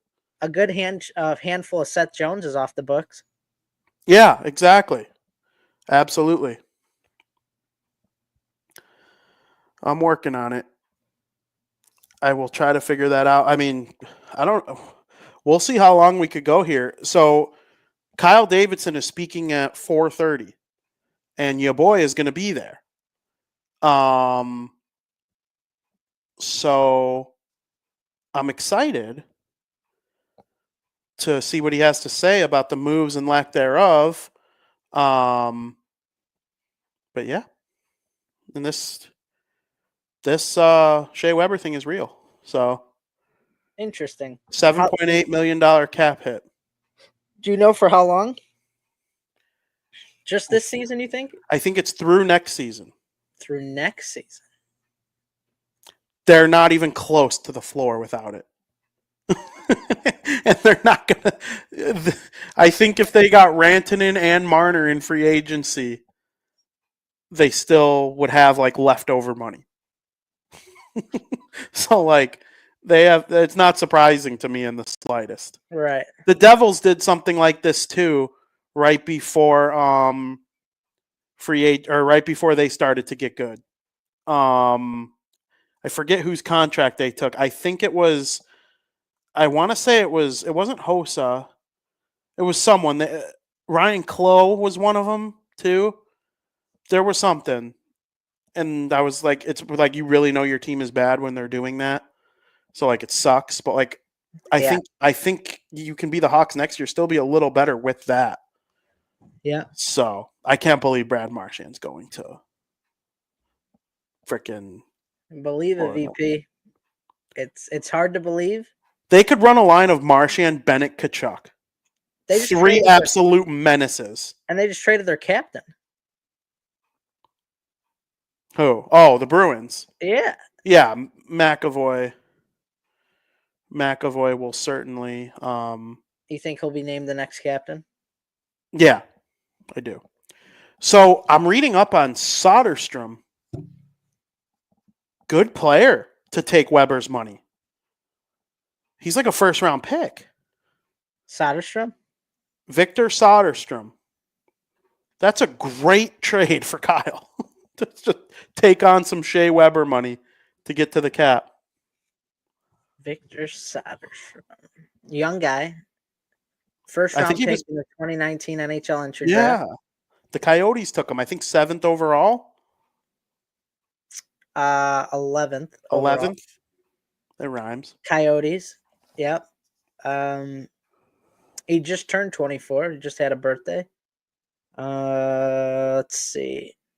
Not much success in the NHL in terms of production, but he is a defenseman. Mm-hmm. I think he's a defensive defenseman. Yeah, he's only got one goal, and he scored that his rookie season. But no points this year. He's only played 3 games. Oh, wait. He hasn't played this year at all in the NHL. That doesn't surprise me. That was last year. He played in 3 games last year with the Coyotes. Never got a chance to play with Utah, though. So interesting. And then look up Ratty. AKU Ratty. R-A-T-Y. R-A-T-Y? Yeah. Aku, or there's two Raddies. Which one? There's Autu, who's on the Canucks organization, and there's Aku. Which one? Aku? Aku. He's only played one game in the NHL with the Coyotes last year. How old is he? And he had an assist. 23. Okay, so they're both prospects-ish. Yeah. Yep. Jake says Pasta's going to be the captain. No. That is incorrect. I think it's McAvoy. Is there a chance it's Pasta? Huh? Is there a chance it's Pasta? Or is there no chance? 5%. I can't think of anybody else besides McAvoy that it would be, besides Pasta. Yeah. But no. I would be stunned. I'll call Jake on his cell phone and congratulate him on his correct guess. But because I always admit when I'm wrong. I'm wrong a lot. I think McAvoy was a Team USA alternate captain. And that was announced pretty early. There's some dogs on that team. And McAvoy, yeah. He's one of the greatest leaders in the league, I think. I'm not saying Pasta's not. I love Pasta. He said send the phone call. Did the Bruins name him captain? No, there's no way they did that quick. Yeah, that's what I'm thinking. That's funny, though. I mean, maybe he knows something I don't. I would assume it's McAvoy. I would think it's McAvoy, too, to be honest with you. But Soderstrom is playing in Sweden this season. It's all right.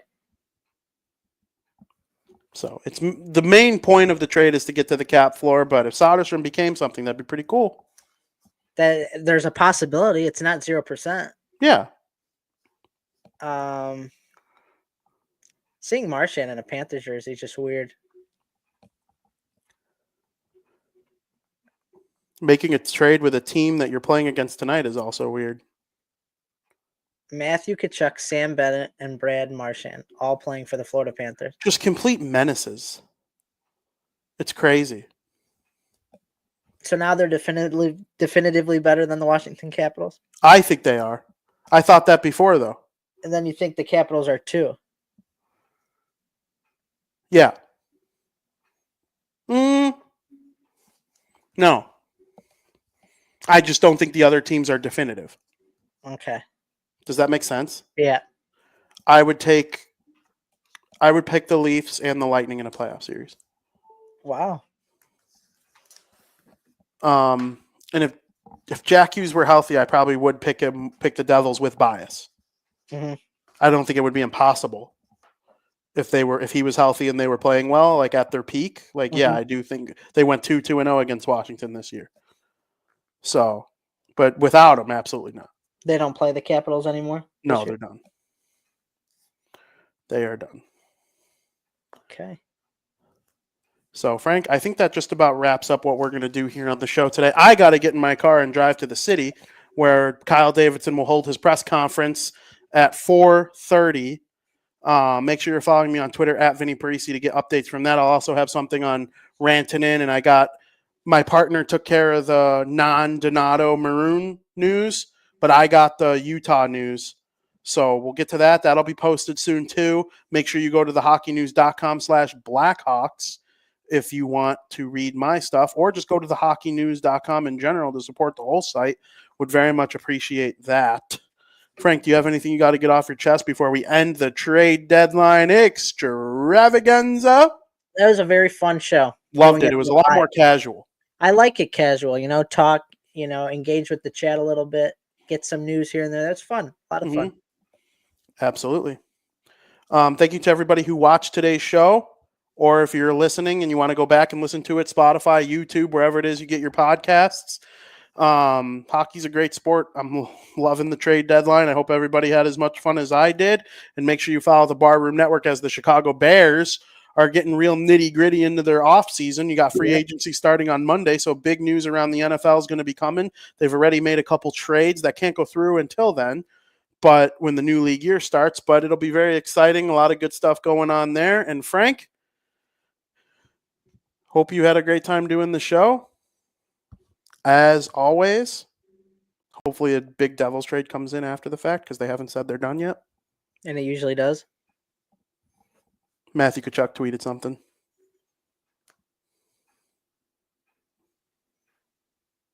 He tweeted, "Holy shit," in all capital letters. Wait. Yeah, that's crazy. Thank you for listening.